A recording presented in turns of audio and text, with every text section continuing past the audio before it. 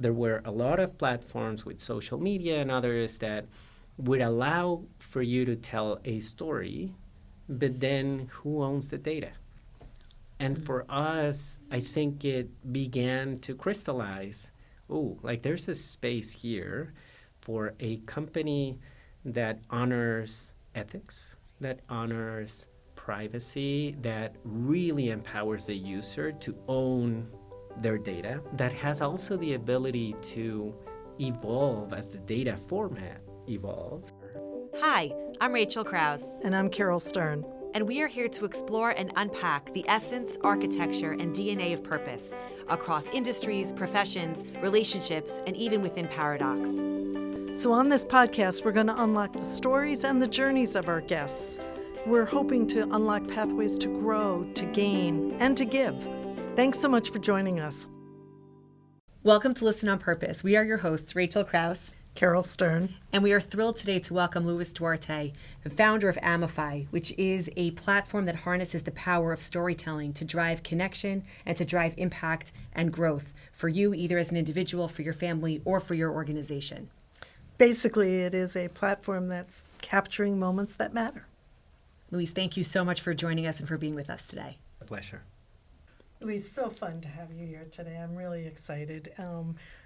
Why don't we start by having you just share your journey, kind of, where's the origin? Where'd the company come from? How'd we get here? Let's begin then from early on. I was raised and born in Mexico, in Chihuahua. And it's hard to tell my story without honoring ancestors. So it's been a life of people that have really wanted to do more, people that have strived to improve their circumstances. And I was born in a household filled with love and hope and dreams. On my mom's side, she was always there, always allowing us to just be ourselves. And then on my dad's side, he was always working, always, I think, instilling the values of justice, of discipline, of hard work, and of ethics, even when they hurt. And then from there, at the age of around 9, I was invited to be on a journey where we were supposed to be helping rural communities in Mexico. And for me, I think it marked the beginning of a life of purpose, because it was the first time that I saw how privileged I was and how other people that were less fortunate would be happy with no material means. It was just, I think, a time in space where I started asking myself philosophical questions of why are we here and why am I not the kid in that rural town, and why is he not the one visiting me? Why is the other way around? And then what do I do with this? So I think that the journey started early on, and A Moment of You, Amoofy, is really the, I would say, the inspiration of a lot of living experiences.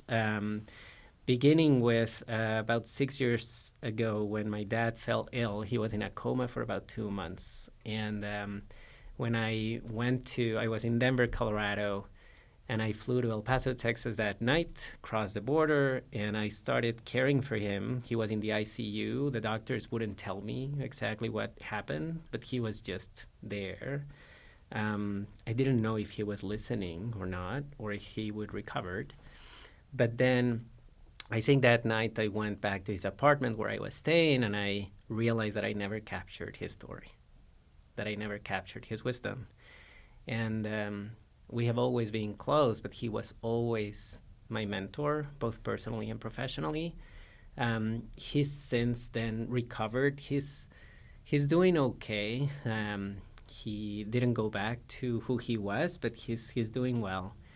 And I think that planted the seed into creating a company that was a platform that would allow anybody from the high net worth individuals that I had the benefit and privilege to work for, all the way to that kid in that rural community to be able to share their stories and be able to share their insights and their wisdom.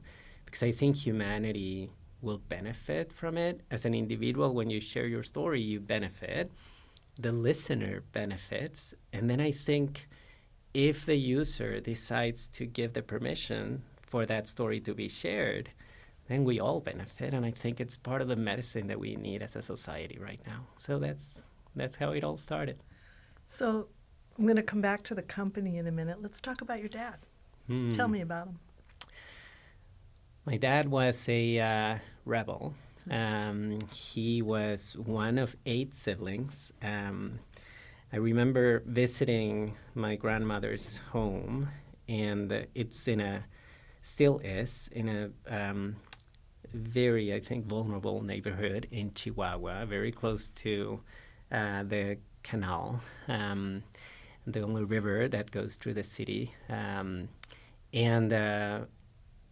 there were dirt floors still when I first visited. So you can imagine kind of the circumstances that were surrounding his household. All his brothers and one sister would take different routes for life. My dad, I think, was the first one to graduate college, and he dreamt about being an astronaut. So when he came to my grandfather and said, "This is what I want to do with my life," that meant that he needed to go to Mexico City to pursue that education. And my grandfather said, "No, you need to stay, you need to help your family. And why don't you give me a degree on civil engineering? And once you achieve that, then you can do whatever you want." My dad, who was very obedient, ended up pursuing that. And then life took kind of different paths for him. And but he always, I think, remained with the dream of, what do I need to do in order to create better conditions for those that are coming after me? He met my mom when they were young. They got married, had my older sibling a few years after they got married. And then I think since then, my dad would always held like 3 jobs. He was a teacher, he was always a mentor, and always kind of pursuing his career in civil engineering. And at some point, I think work really became his escape. So I remember when I was little, I would always see my mom, but he was never around. He was always there, but he was never around. So it was interesting to grow in a family where you could feel the love from both, but I would never see him unless there was like an important occasion, or because he was always working, always. He and I became friends when at the age of 16, one common thing that we have between both of us is that we play guitar.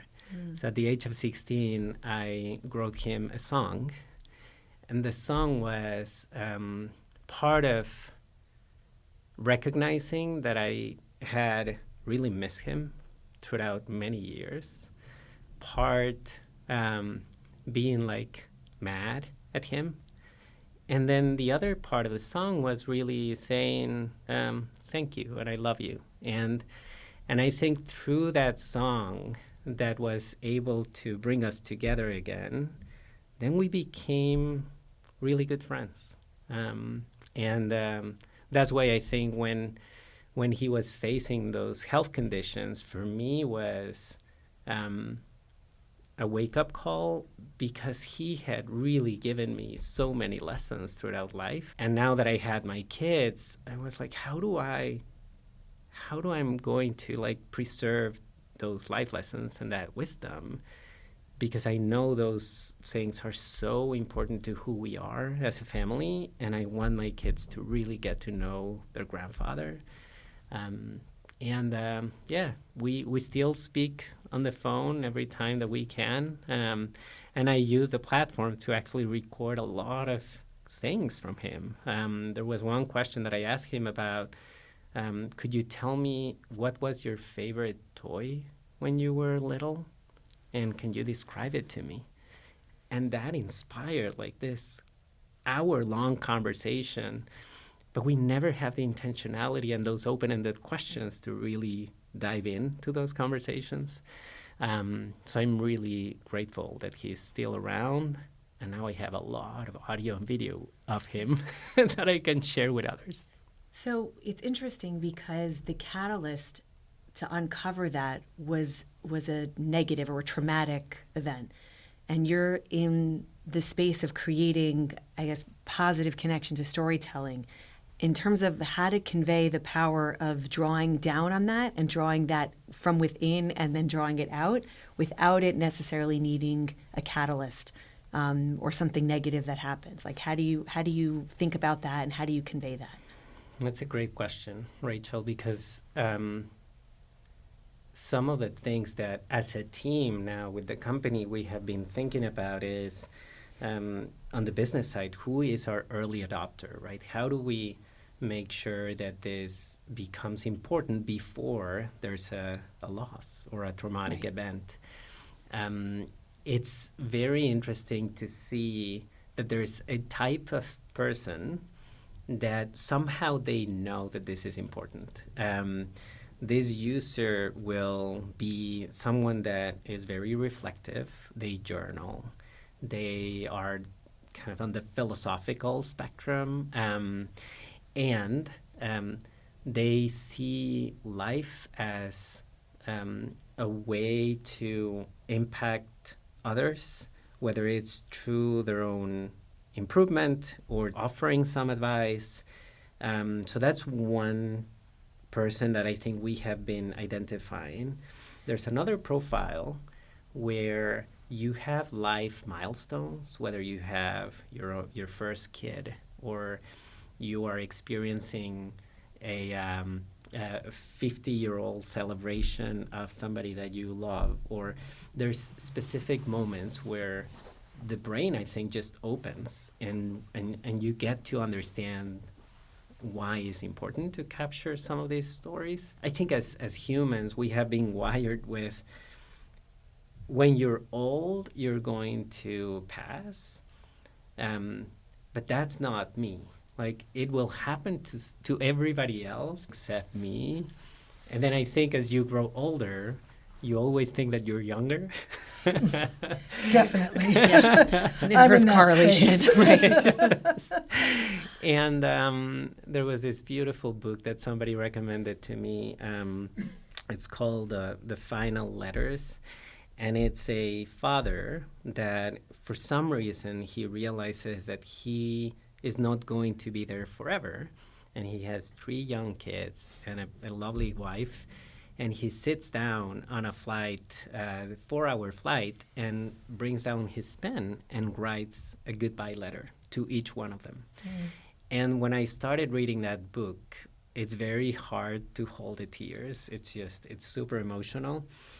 And in a flight, I decided to do the same. And I could get like maybe a few bullet points with my first son, maybe 3 bullet points with my second son, and with my wife, I just couldn't. Like, it was so emotionally charged. So I think we are wired not to think that the moment will happen.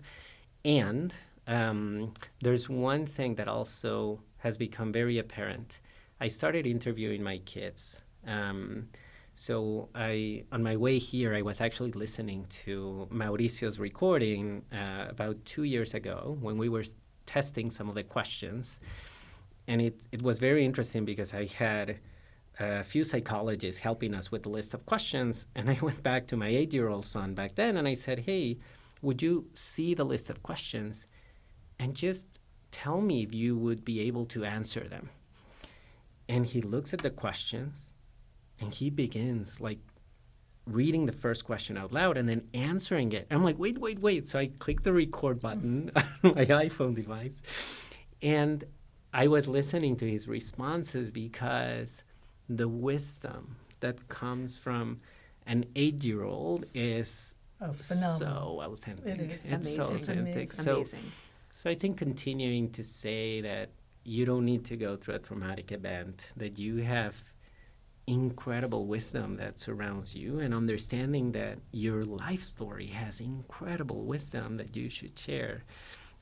It's something that we're excited to let people know. No, it's a gift. When my first son was born, unbeknownst to me, my husband started a letter to our son. Our son is now 30. For 30 years, he has written in that letter every month. My son doesn't even know it exists.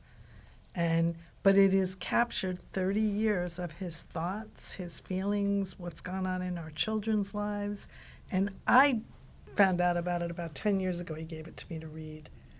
And it was an amazing gift for me, but I can only imagine what this is going to be. And when our next son was born, he added him to the letter. And so I tell us a little bit how the platform works. When the accident happened with my dad, we learned, and I say we because my brother has been in this adventure forever because of the same kind of family situation. He's in Mexico, and we recognized that there were many solutions to capture one life story, right? So I fell in love with StoryCorps. I still do. I still love every one of their interviews. And then we ended up finding other solutions that were more like point-based or type your answer and then we'll give you a book. So it was very interesting to see that oral history has always been there, right? But there were some attempts to capture that. I think what we recognized was that there was this lack of a platform that would alleviate a lot of barriers. One was most of these things were very expensive. Mm-hmm. So whether it was a platform that you would subscribe to or inviting somebody to record your life, it was very expensive. The other thing was that the data format to capture the recordings was going to be obsolete the next day. Then we also found that we didn't need to do a lot of research on the potential questions that you should ask because it's like there's a lot of other attempts out there. And the one thing that was so key for us that we realized was there were a lot of platforms with social media and others that would allow for you to tell a story, but then who owns the data? And for us, I think it began to crystallize, there's a space here for a company that honors ethics, that honors privacy, that really empowers the user to own their data, and then that has also the ability to evolve as the data format evolves. And then people can decide whether they want to share or they want to retain that information. And you can even think about a message in a bottle that they can put a date for whenever they want that content to be released. And we started with prototyping random things. We did interviews over video calls. We would sit down with people and just ask random questions. I remember my brother calling me from an car share that he was on, and he would say, Luis, I asked him these 3 questions and the answers blew my mind, and that was the advice that I needed today to hear. And I'm like, there's something here that we have. So we prototype a few times. We still are experimenting, but the platform right now, it has basically 2 options. We have a B2C, business to consumer option, where you download our beta app from the website, and it's still beta. We still receive a lot of great feedback, but it's being tested now in 21 countries, a lot of different users, very different use cases as well. And with that feedback, we have been iterating with other experiments. So the platform allows you to do self-recording, audio, video, to interview also over video call or video audio if you're with the person.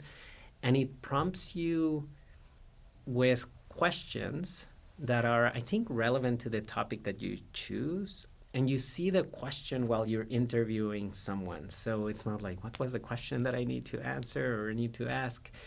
The platform then records the question and the answer, and then the user decides whether to give permission and share with whomever they want to share, or just keep it on their own device.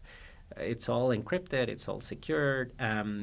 So that's just one, and then it begins creating a library of archived moments with all the tags and all the searchable content that you need. So that's one. About 4 months into launching the beta, we received notice from a few organizations, and they said, Luis, we see what you're doing for the individuals and families. Is there a way that we can approach this for an organizational point of view? And my answer, it's always like, let's co-create, let's partner. And we have been so blessed. We're running a few pilots now with some foundations, some investment firms, some universities, that their quest and their concern was there's a couple of stakeholder groups that we don't really know, but they're very important to us. We don't have the capacity to really reach to all of them, and even just ask the question, how have we impacted your life? And suddenly we began using the platform that way. And of course we have tested with AI interviewers, with like WhatsApp channels, like all these different ways, but all of them, I think, informed by how do you enable the conditions for somebody to share. And so those are kind of the two ways that we work. In the second way, do you do the analysis then, or do you do just strictly here's what we heard? I love the question. It really depends on the customer.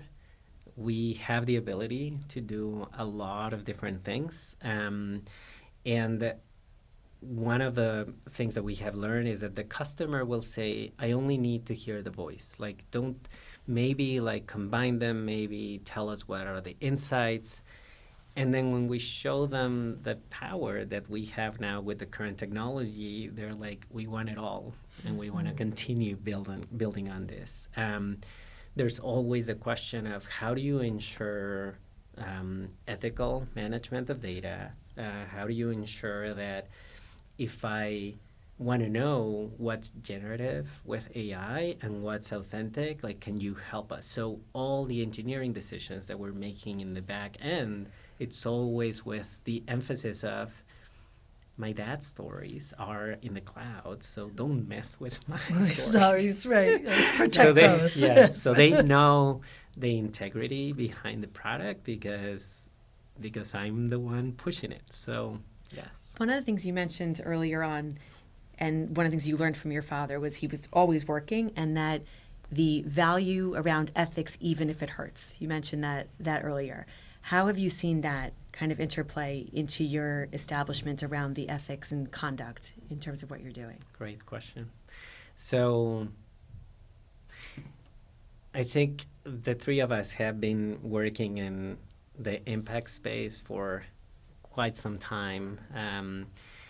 It's very easy to say from the lips out that you're going to do things. But then when the rubber hits the road, then your decisions, those are really the ones that are showing the true colors, right? I'll give you a very clear example. We were hiring a head of product, and the head of product wanted to bring also a UX researcher. And they wanted to see some of the interviews. And we had done a ton of video call interviews that we have on our drive, right? Before even we ask users to download the app and give us permissions. So they were saying, Luis, it will be great if we can see the interviews because we can analyze kind of how people react. And I was very excited. I said, yes, I think this would be very important. And then my brother, in the same call, he said, Luis, we made a promise. We made a promise to those early friends that we would only share their stories with their permission. They didn't have a clue, right? We were like having a conversation, maybe even 2 years after we recorded one of the conversations.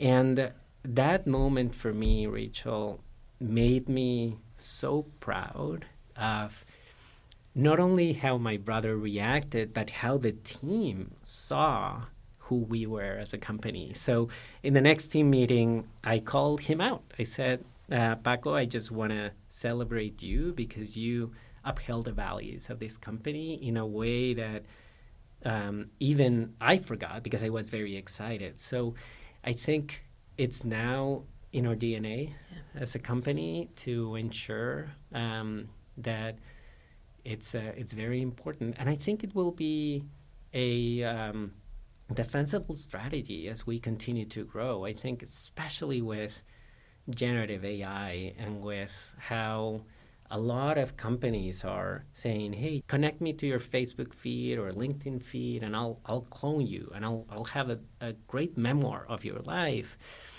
I think the more companies go down that path, the more I would resist that path because I think we have something that is truly special in treasuring and stewarding people's memories.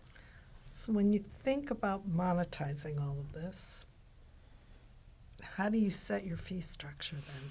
It's a great question. I think we'll continue to evolve. As of today, the team, actually the engineering team, our CTO said, Luis, we should create a technology where, and a business model where the people sharing their stories are not paying anything. The people listening to those stories that are being shared are not paying anything. So the ability to capture and the ability to listen should be free. It's a public good.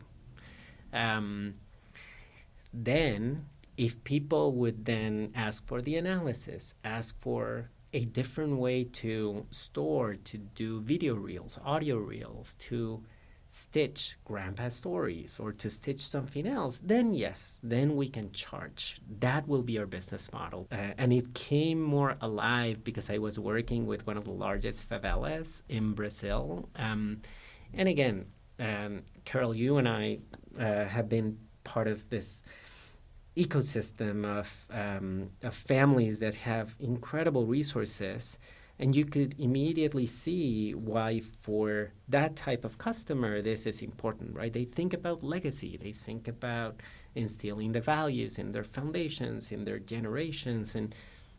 But when I spend time with people in the favela, their wisdom is sometimes even more relevant to this world. But they never have a chance to share their story. So when I think about that, and the CTO is like, Luis, if we really want that vision to come through, then this platform should be almost open to anyone. Mm-hmm. We do need to make sure that there's zero hate speech, like all the other conditions that we need to monitor for. But if I'm somebody in Africa, in Kenya or in Brazil or in Denver, Colorado, and I'm facing a struggle because I'm going through a divorce or I lost someone, and I can tap into society's wisdom of others that spent a similar, that went into a similar journey, then that should be free. That should be like accessible to everyone. And technology, I mean, now you can order a hologram, right? If you have the right data, it's expensive. But if you have the means and you want to do it, go for it, right? So I think our business model will continue to iterate. Right now, our beta is $1 a month because we also needed to test if there was a market, right? We do have a business mentality. This is the third company that I built, and I have invested in so many others for about 12 years. So it's all business-driven decisions but the impact is so embedded into what we do that we everything we test and everything we do is with what is a public good and how do we build an enterprise that generates value in every action that we do and also is able to be sustainable and financially viable. So we get investors, we get customers to be excited about what we're doing. Which is a big part of what LionTree is doing right now. I mean, my entire job is about the intersection of purpose and profit and how you balance that. You know, my mantra, don't apologize for profit. This is a capitalistic society and we're built on profit. And don't apologize for purpose, because America was also built on a set of values. And if we can have both, why should we not have both? So it's just building a business model that allows for both. So let's just say I go home tonight and I say, I want to do Grandpa's story, which is a very real thing for me. And I'm going to pay my $1 a month so that you do the recording. And then I have fees for depending on then what I do with that recording. Like if I just want it to exist, it just exists. It's my $1 a month. If I want you to stitch it together, then there's a fee for that. And Caryl, I think the more that we understand how the technology is evolving as well, that dollar might go away, or that dollar might increase a bit, and then we'll look for our philanthropic partners to help us subsidize some of the people that we know we want to capture, and Right. they want to be captured as well, but they don't have the means. Mm-hmm. So we're taking a page from Tom's Shoes. We're taking a page from all the other very interesting businesses, even from Patagonia. One of our advisors is Adrian Henson, who is a co-founder of Purpose Foundation, which is based in Germany. And Purpose, together with a few others, were incredibly helpful in realizing Patagonia's structure when they sold into the Perpetual Purpose Trust, which is now its only shareholder is nature, right? So we wanted to better understand how do we bring that type of mentality today, especially with the use of technology. We're using a lot of energy, right? So one won't realize, but every time you type into ChatGPT or Gemini or any of these models, you're consuming electricity at a rate that it's not the same when you're typing just on a notebook or on a Word document, right? So from the beginning, we said, if we're going to be taking resources from nature, what do we do differently? How do we set up a company that 10 years from now, when we have hopefully more than a million users, I'm not ashamed to be on a stage and saying, this is great, we have captured a million stories, and then we're destroying the Amazon on the other end, right? So thinking about what models like Patagonia, like Tom's Shoes, like others, we need to fundamentally and intentionally bring today to our structure, so we're doing things the right way, at least with the information that we have right now. Fantastic. Yeah, it's on brand, right? If the whole idea of storytelling is it's inspiring both the storyteller and the one listening, and it kind of feeds the ecosystem. The whole idea is to grow and to develop and walk away more informed and more profoundly connected. Amazing. Yeah. So in terms of our listeners, if you were going to give advice to them on building a purpose-driven business that shows a profit, what would you tell them? It's so interesting to be sitting on the funding side or the investment side when you're meeting with nonprofit leaders that have started a nonprofit or for-profit leaders that are entrepreneurs and are leading their ventures. When you have been in their shoes and then you're the one providing capital, you can see the spark on those that have been able to connect the company or the nonprofit that they're building because of who they are authentically. It's inspiring. So there's a lot of books about grit and about passion and about I think all of them are great. And when you're able to connect who you are authentically with what you're doing, it shows. So when building an purpose-driven for-profit endeavor, I would push the entrepreneurs to ensure that their work is intentional from the beginning. I'll give you one example. We are right now considering software developers. We said, well, let's see what we can build here in the US. Let's see, given our connections in Mexico, in Colombia, in Argentina, let's also explore some of that. And then let's also explore teams in other parts of the world, i.e. Ukraine. Mm-hmm. When we were having the conversation about these different vendors that we could choose for a specific part, somebody in the team said, well, if we're about impact, wouldn't it be impactful if we also choose the right vendor given the impact that we can bring to that economy because of what they're facing?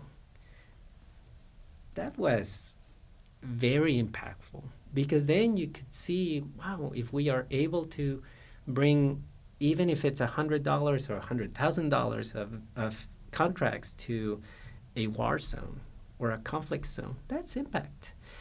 But you need to have that as part of your team and as part of your conversations. It's in the DNA. It's in the DNA, right? So I would push then entrepreneurs, to answer your question, to look at not only the business model. I think we all know that the more revenues you have, the more impact you have if your impact is embedded in your business model. So yes on that. And also, there's so many ways to have impact, but it needs to be in your DNA. You need to really want it, because when things get tough, then you also need to make those hard decisions.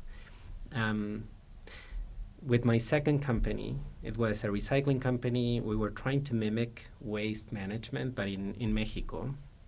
And we didn't know what we were going to expect in Mexico, in the waste industry, with a lot of corruptions, where cartels were taking over everything, right? So we were faced as like newly graduate MBAs that had no clue about the world.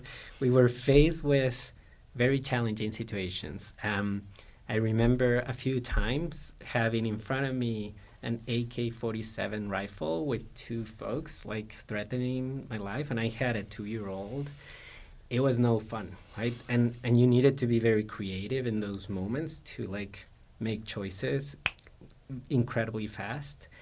And I think when you're faced with those moments, then you look yourself at the mirror and say, do I want to continue doing, like, being ethical, being moral, or should I take shortcuts and then everything's okay in the short term? For me, I think one of my mentors, when I was facing some of those situations, said to me, Luis, just think about 10, 20 years from now, the small decisions that you're considering today will ripple into the future. So when you're facing your 2-year-old when he's 25 years old, and he's asking you, Dad, where did the wealth come from? What type of decisions did you make in order for us to live the life that we have? Then this mentor said, feel your answer. And whatever you feel, then do now. And that's not easy, but I think that made me quit my own company 6 years in, which was no fun. And we needed to face a lot of economical hardship as a family for some years. But then I'm here after 13 years of that experience. So I think that's part of it as well. Wow. Tell us a success story, someone who's used the platform and how you know it's doing what it should be doing. Yes, I'll call out a mutual friend. So Brittany, who is a joyful, incredible advisor to the company, she decided to begin testing the platform. I think she really believed that she had things to say and that she wanted to capture the incredible love that she feels for her family. So she began using some of the prompts and experiencing what happens when you intentionally interview someone that you care for. The first time I think that she used it with her mom or her dad, she came back to me and said, Luis, we end up having a conversation that brought us to tears, brought us laughter, and now we feel closer just because we were intentional about using the beta. That was great. And then she ended up recording a self-reflection. And in the app, you have the ability to share it with the community, not only to, again, to be private, but if you want, you share it. And what was so beautiful was her mom actually heard the recording without the mom knowing that Brittany has shared that. So mom hears the recording. She immediately calls Brittany in tears. She's like, I didn't know you thought that way. That was a beautiful reflection.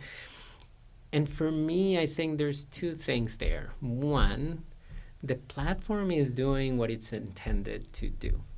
Capture stories, have people reflect, and store them.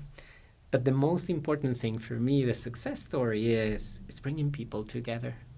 And it's really, really helping us connect as humans, connect as in this world where the epidemic of loneliness is everywhere, where technology continues to alienate us, to isolate us with algorithms just showing what you want to hear and what you want to see and the people that you want to support versus building bridges. I think Amoofy is allowing to build a very different type of bridge, which is so needed. And I think that's why, for me, success is when I wake up in the morning and I see the storage of recordings and I see it up, even if it's just a bit, I won. Because I know that the person that recorded a story won't feel what I felt when I was in that ICU with my dad. And that's beautiful. So it's easy. It's easy to feel proud and to feel empowered every day. Our last question, we ask each of our guests to leave something in the swag bag. It can be a piece of advice, it can be a quote you like, it can be a suggested book, a poem, a movie, it can be a song, it can be anything you want, just a little gift to our listener. A week ago was the first time I voted in this country as a new naturalized citizen of the U.S. after living in this country for almost 17 years. I was very proud of casting my vote because I felt that my voice was heard, that my vote counted. So I think part of my gift back or my advice is for those that are in their path to be part of a society, given the rules that we have installed in countries, don't give up. Your voice matters. Your voice counts, and we need to hear it. And then for those that might be disillusioned with the election results or otherwise, don't give up, because at the end of the day, we live in a sphere that somehow is divided by boundaries that we put in, by languages that we decided to follow, but we're in the same earth. So your voice still matters. Your voice still counts. And we need it. All of us need it. All of us need to hear each other. So that's what I would say. Thank you so much Thank for you. joining us today, and we wish you all good things in the future with Amoofy. Thank you, Caryl. Thank you, Rachel. Thank you so it's much. a pleasure. Really special. Thanks so much for joining us. Listen on Purpose is a series as part of KindredCast from Kindred Media and Audiation, with the phenomenal music by Rachel's 10-year-old son, Noam Kraus. If you like this episode, please make sure to subscribe to KindredCast wherever you get your podcasts and leave a review letting us know what you think. We are your hosts, Rachel Kraus. And Carol Stern, Thank you for listening. and find your purpose.